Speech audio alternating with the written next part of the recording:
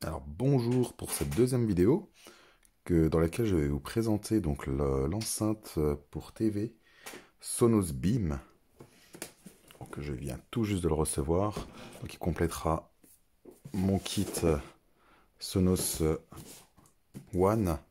Donc j'ai déjà également une paire sur mon bureau que voici, et hop juste derrière, donc ça m'en fait trois au total. Donc bon, il m'en faut que deux, ça tombe bien. Et donc il devrait s'appairer à cette enceinte frontale qui fait donc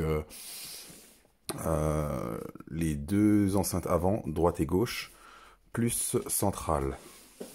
Et donc avec les deux enceintes, les deux Sonos One, ça me fera un kit 5.0 puisque je n'ai pas encore le caisson de basse. Donc je l'ai pris en couleur blanche. La particularité de cette enceinte là, et on va le voir de suite après le déballage,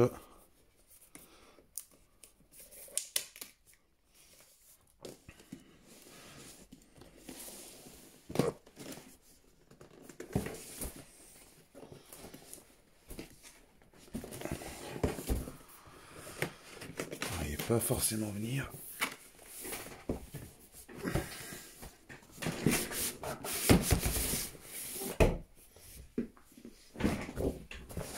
Hop là, on va mettre ça de côté, on va regarder l'emballage. Donc l'enceinte existe en couleur blanche comme j'ai pris, et également en noir. Donc il intègre un micro. Donc sur l'emballage on voit pas plus d'instructions ou d'informations que cela, hormis le fait que c'est une barre de son compacte et intelligente pour votre TV. Donc on peut également l'utiliser pour une salle de jeu, pour la console, pour le cinéma, dans un salon. Les possibilités sont infinies. Voilà, en tout cas, l'enceinte a l'air bien lourde. Ouf.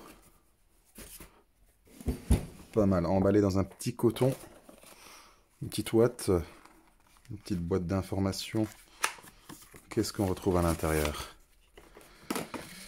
Hop, la documentation classique, je mets de côté. Un petit guide de démarrage rapide, donc téléchargez l'application Sonos si vous ne l'avez pas déjà. Et comment installer donc le Sonos Beam, comment la configurer. Hop, l'audio, numéro de secours, ce genre de choses, et donc différentes langues de disponibles. On met également ça de côté. J'ai mon projecteur qui fait des siennes. Donc ici, hop, je crois qu'on n'a plus d'autre chose. On va mettre le carton de côté pour nous désencombrer. Donc là-dedans, j'imagine qu'on a le câble d'alimentation. Avons-nous à support? Ah, une bonne surprise, on a un câble HDMI. Il n'y a pas de marque dessus, donc un câble standard générique. On a également, ça c'est original, un adaptateur HDMI vers optique. Donc ça c'est assez sympathique de l'avoir fourni pour les télés dont la sortie audio est en optique. Et donc on a ce câble d'alimentation, donc il n'est pas blanc. Bon, je pensais qu'il serait blanc, mais visiblement ils l'ont fait en noir, même si l'enceinte est blanche. Hop. Et il n'y a plus d'autre chose dans le carton, on met ça de côté, tout comme les accessoires. Et donc on va passer à la phase la plus intéressante, donc l'enceinte en elle-même. Bien emballée dans un coton, dans une genre de ouate. Vous voyez, c'est du sur-mesure. Hein. Ouh. Alors, ah d'accord. Je m'attendais à une grille métallique frontale. Par contre, c'est bien du tissu. C'est pas du tout comme sur les Google Home Mini. C'est un tissu assez fin, effet plastique, donc qui englobe l'enceinte dans sa totalité sur 360. Et donc, qu'est-ce qu'on a en termes de connectique derrière? Hop, je vais vous l'approcher. On a donc le port d'alimentation. Hop, on vient brancher ça là. Un port Ethernet pour connecter à la première configuration de l'enceinte sur le réseau Wi-Fi, par Wi-Fi. Donc il faut le connecter via Ethernet. Le câble HDMI pour l'audio, bien évidemment. Et un bouton d'appairage, donc quand on configurera sur l'application Sonos. Et donc cette enceinte TV, il faut savoir, c'est une enceinte connectée. Elle possède, donc il y a 5 petits trous que vous voyez, 5 microphones intégrés. Donc une LED au-dessus qui montre si les microphones sont activés ou non, soit en blanc, soit en rouge quand elles sont désactivées. De mémoire, donc une barre de notification, un statut, donc s'il est blanc, c'est qu'il est connecté, configuré. Donc ça nous permettra aussi d'avoir un repère pour la connexion, l'appairage, la configuration de l'enceinte. Des boutons tactiles, donc volume bas, volume haut, play, pause.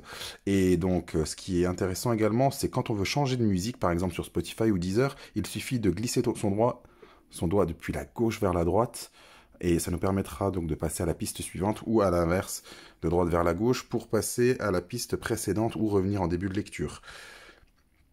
Donc voilà, 5 micros. Donc en théorie, ils devraient être assez sensibles et puissants. Et voilà, que dire de plus? Le dessus, bon là c'est tout froid, tout frais, on croirait du métal, mais non, c'est du plastique. Qui plus est, bon, l'assemblage est vraiment de qualité. Bon, et ça pèse son poids.